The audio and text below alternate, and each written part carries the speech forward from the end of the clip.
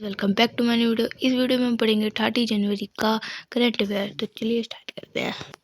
तो हमें पता है कि यूजीसी की लेकर अभी इंडिया में बात चल रहा है, और जिसका फुल फॉर्म है यूनिवर्सिटी ग्रांट कमीशन। ये फॉर्म हुआ था 1956 में, और ये चलता है अंदर the ministry of education minister of. Comment में ज़रूर बताना। और इसको बनाने में अब्दुल कलाम आज़ाद जी का भी बहुत बड़ा हाथ है। ठीक है, अब हम देखेंगे कि क्यों ऐसा चल रहा है। तो ST SC OBC जनरल, इन सब में डिस्क्रिमिनेशन चल रहा है। तो ये बोला जा रहा है कि अगर डिस्क्रिमिनेशन होता है तो उसे सजा दी जाएगी। राइट टू इक्वलिटी, देखो 14 आर्टिकल में राइट टू इक्वलिटी है, यानी सब इक्वल होने चाहिए, और 15 में डिस्क्रिमिनेशन नहीं होना चाहिए। तो इसके तहत देख के कोई डिस्क्रिमिनेशन नहीं होना चाहिए। तो कुछ महीने पहले एक रोहित नाम के बच्चे ने सेट कर लिया था, और उसने रीज़न बताया था कि डिस्क्रिमिनेशन। तो जनरल वाले अभी प्रोटेस्ट इसलिए कर रहे हैं क्योंकि लोग फॉल्स केस फाइल कर दे रहे हैं, जिससे कि ये हो रहा है ना कि लोग जनरल वाले फंस जा रहे हैं, और उन पर जो केस फाइल कर रहे हैं उन पे कोई पेनाल्टी भी नहीं लग रहा है। तो लोग इसलिए फाइल केस कर रहे हैं। तो हम देखेंगे यूनिवर्सिटी में बाल क्यों हो रहा है। पहला तो वो ये देखो, हम जैसे कि मान लो जनरल वाले ओबीसी कोई डिस्क्रिमिनेशन होता है, ये उल्टा भी तो हो सकता है कि ओबीसी जनरल डिस्क्रिमिनेशन। और सेकंड ये है कि जनरल मान लो डिस्क्रिमिनेशन हो रहा है, कोई ज़्यादा कोई कम, केस फाइल तो इक्वल होगा ना, ये तो नहीं है कि कम। और थर्ड ये है कि अब जनरल कैसे पता कर चलेगा कि क्राइम किया है या नहीं किया है डिस्क्रिमिनेशन। फिलहाल में दिल्ली में सबमिट हुआ था, यानी चीफ गेस्ट जो आई थी Ursula von der Leyen, European की कमीशन थी, तो 26 जनवरी को ही आई थी। और इनमें नहीं आई क्योंकि मुद्दा क्या था, इसमें ये बोला था कि यूएस ने 15% टैक्स लगाया था, टैरिफ 25% बाद में लगा दिया। तो इसमें ये है कि 25% वाला हटा दिया जाए। तो अभी फर्स्ट पीरियड हमारे इंडिया में कहाँ हुआ था, डरविन स्टेडियम में। ठीक है, और हमारे फर्स्ट चीफ गेस्ट कौन थे, इंडोनेशिया से ऐसे सुकन्ना, और पिछले बार प्रभु। अब नहीं ये कि ACG, हमें पता है कि एक विशाखापट्टनम रेलवे स्टेशन में एक रोबोट है जो आपको ग्रीट करेगा, नमस्ते करेगा, और फिर आपको इंस्ट्रक्शन देगा, इंक्वायरी देगा। ठीक है, तो ये हमारा डेवलपमेंट की और हमारी ये ऐसी चीज़ ले जा रहा है। तो salute to this state. Visakhapatnam Tamil Nadu में है शायद, या पता ना कहाँ पे है। और हमें पता है कि हर रीजन को अलग अलग हेडक्वार्टर में बांटा है। तो नॉर्थ को दिल्ली, साउथ में चेन्नई, ईस्ट में कोलकाता, वेस्ट में मुंबई।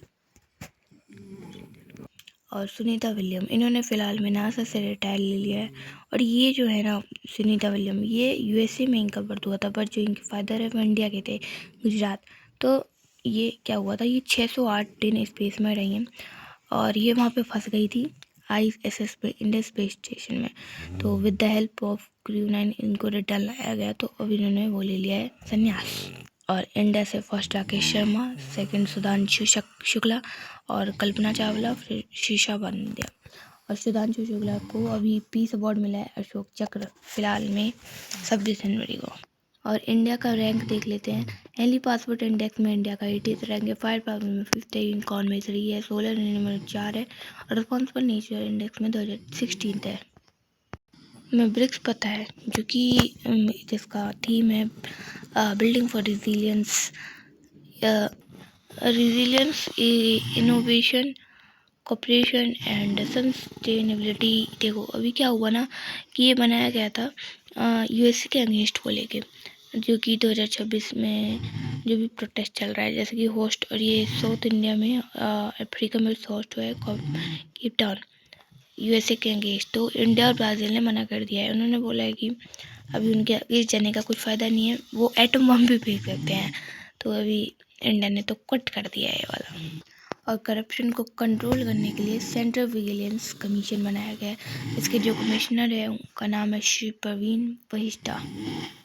कुछ स्टेट के बारे में बोल लेते हैं। कैपिटल वेस्ट बंगाल का कैपिटल है कोलकाता, फॉर्मेशन हुआ था 1950 में। लेजिस्लेटिव असेंबली सीट है 295, लोअर हाउस में सीट है 42, अपर हाउस 16 एंड डिस्ट्रिक्ट 23।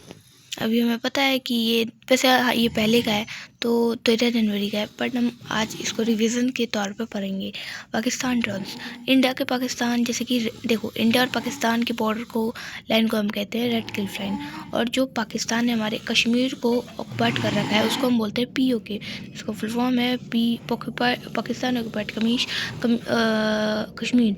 और इंडिया का जो POK वाला लाइन है उसको हम बोलते हैं लाइन ऑफ कंट्रोल, और जो चाइना ने हमारा इंडिया को ऑक्युपाइड किया है उस लाइन को हम बोलते हैं लाइन ऑफ एक्चुअल कंट्रोल। तो फिलहाल में ये हुआ है ना LOC मैंने बताया था, POK लाइन को बोलते हैं LOC लाइन ऑफ कंट्रोल। वहाँ पे ड्रोन सस्पेक्ट हुआ है, जो माना जा रहा है वो चाइना का है। और कहाँ पे पुंछ, राजौरी, जम्मू कश्मीर में, जैसे कि अभी फिलहाल में चिलाई क्लन होता है ऑपरेशन सिंदूर हमारा 7 मई को हुआ था, 22 अप्रैल को पहलगाम अटैक। तो इसके बाद से ना लोग हमारे जो आर्मी में वो भी बहुत ही मजबूत हो गए, स्ट्रांग हो गए हैं। तो ये ड्रोन आ भी गए तो कुछ नहीं कर सकते। और रशिया और यूक्रेन में तो 2022 से लड़ाई चल रही है भाई।